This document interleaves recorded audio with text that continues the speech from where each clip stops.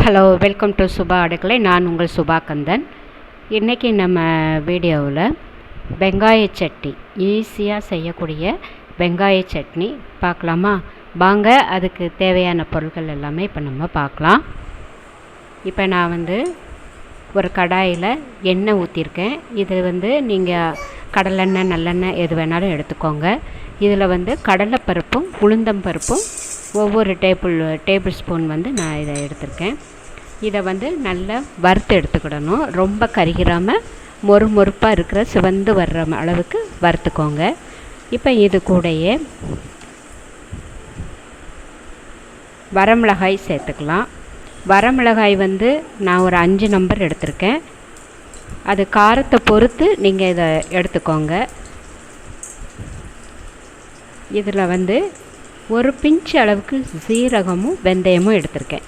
இதுதான் இன்றைய இந்த வெங்காய சட்னிக்கு உள்ள ஒரு ஸ்பெஷல் இன்க்ரீடியண்ட்டு. நீங்கள் இதை சேர்த்து இந்த வெங்காய சட்னியை செஞ்சு பாருங்கள், ரொம்ப அருமையாக இருக்கும். கொஞ்சம் பூண்டு ஒரு 4-5 நம்பர் எடுத்துக்கிடலாம். பெரிய வெங்காயம் 2 எடுத்திருக்கேன். 10 சின்ன வெங்காயம். நீங்கள் இதை பெரிய வெங்காயத்தை தவிர்த்து சின்ன வெங்காயம் மட்டுமே நீங்கள் இது ஒரு 1/4 கிலோ அளவுக்கு நீங்கள் இதை எடுத்துக்கலாம். நான் பெரிய வெங்காயமும் சின்ன வெங்காயமும் சேர்த்து எடுத்திருக்கேன். ஒரு சின்ன நெல்லிக்காய் அளவுக்கு புளி எடுத்துக்கலாம். புளி நல்ல கொட்டைகள், நார், அந்த மேல் பகுதியில் உள்ள தோல் பகுதி எதுவுமே இல்லாமல் பார்த்து அதில் எடுத்து சேர்த்துக்கோங்க. இப்போ இதை நல்லா வதக்கிக்கலாம்.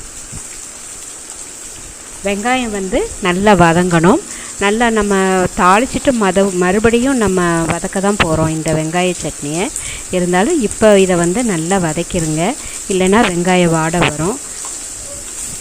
அதாவது சட்னி நீத்து விட்ட மாதிரி இருக்கும், தண்ணியாக நிற்கிற மாதிரி தெரியும்.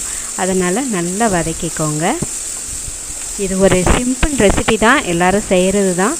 இன்றைக்கி நான் எக்ஸ்ட்ரா அந்த சீரகம் வெந்தயம் சேர்த்து இது பண்ணியிருக்கேன். நீ இதை செஞ்சு பாருங்கள், நல்லாயிருக்கும். இது கூட கொஞ்சமாக கருவேப்பிலை சேர்த்துக்கலாம். இட்லி தோசைக்கும் நல்லாயிருக்கும், சாப்பாட்டுக்குமே இது நல்லாயிருக்கும். நீங்கள் கட்டியாக துவையல் போல் அரைச்சி கூட இதை நீங்கள் தாளித்து எடுத்து வச்சுக்கிட்டீங்க அப்படின்னா சாதத்துக்குமே இந்த சட்னி நல்லாயிருக்கும். துவையல் மாதிரி கட்டியாக அரைக்கணும். இப்போ பாருங்கள், வெங்காயம் நல்லா செவந்து வந்திருக்கு. இப்போ இதை நல்லா அடுப்பை ஆஃப் பண்ணிவிட்டேன். நல்லா ஆறின பிறகு நான் அரைச்சி எடுத்துகிட்டு வரேன். இப்போ நம்ம அரைச்ச சட்னியை தாளிச்சிடலாம்.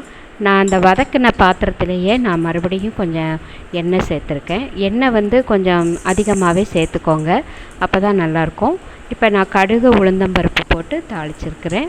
இந்த கடுகு நல்லா பொரியட்டும். இது பொரிஞ்ச பிறகு மற்ற பொருட்களை போடலாம். பாருங்கள், இப்போ நல்லா பொரியுது. இப்போ இதில் நான் கருவேப்பிலை சேர்த்துருக்கேன். அடுப்பை ஆஃப் பண்ணிவிட்டேன். இப்போ ஆஃப் பண்ண பிறகு நம்ம ஏற்கனவே வத்தல் போட்டிருக்கோம். இது கலருக்காக காஷ்மீரி சில்லி பவுடர் நான் 1 டீஸ்பூன் சேர்த்துருக்கேன். காரத்துக்கு நீங்கள் அந்த வத்தல் போட்டு அரைச்சிங்க இல்லையா, அது மட்டும்தான். காயப்பொடி 1 டீஸ்பூன் சேர்த்துருக்கேன். இப்போ இது கூடயே நம்ம அரைச்ச வெங்காய சட்னியவும் இதில் சேர்த்துடலாம். சட்னி நல்ல பேஸ்ட்டாக அரைச்சிருக்கணும். அவ்வளோதான், ஈஸியாக முடிஞ்சிடும். இப்போ இதை நல்லா கலந்துக்கோங்க. நான் கலருக்காகத்தான் காஷ்மீரி சில்லி பவுடர் போட்டிருக்கேன். உங்களுக்கு காஷ்மீரி வத்தல் இருக்குது அப்படின்னா நீங்கள் அதை கூட நீங்கள் யூஸ் பண்ணிக்கலாம். இப்போ இதை நல்லா வதங்கணும். சிம்லேயே வச்சு நல்லா வதக்கிக்கோங்க. அந்த நல்லா கொதிக்குது பார்த்தீங்களா? நான் தண்ணி அந்த மிக்ஸி ஜாரில் உள்ள தண்ணி மட்டும்தான் சேர்த்துருக்கேன். இந்த தண்ணி வற்றி மறுபடியும் நல்லா திக்காகணும் இந்த வெங்காய சட்னி.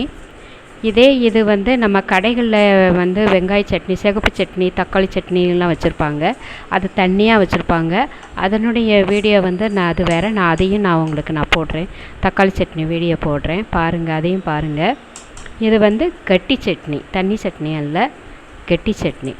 இப்போ திக்காயிருச்சு, ரெடியாக இருக்குது. இப்போ நம்மளுடைய வெங்காய சட்னி ரெடி. இட்லி தோசைக்கு அருமையாக இருக்கும். இந்த நேரம் உப்புலாம் நீங்கள் செக் பண்ணி பார்த்துட்டு உப்பு தேவைப்பட்டதுன்னா தூள் உப்பு சேர்த்துக்கோங்க. இந்த ரெசிபி உங்களுக்கு பிடிச்சிருக்குன்னு நினைக்கிறேன். பிடிச்சிருந்ததுன்னா லைக் பண்ணுங்கள், ஷேர் பண்ணுங்கள், சப்ஸ்கிரைப் பண்ணுங்கள். பக்கத்தில் இருக்கிற பெல் ஐக்கானையும் ப்ரெஸ் பண்ணுங்கள். அப்போ தான் நான் போடுற புது வீடியோலாம் நோட்டிஃபிகேஷனாக உடனுக்குடனே உங்களை வந்து சேரும் ஃப்ரெண்ட்ஸ். நன்றி, வணக்கம்.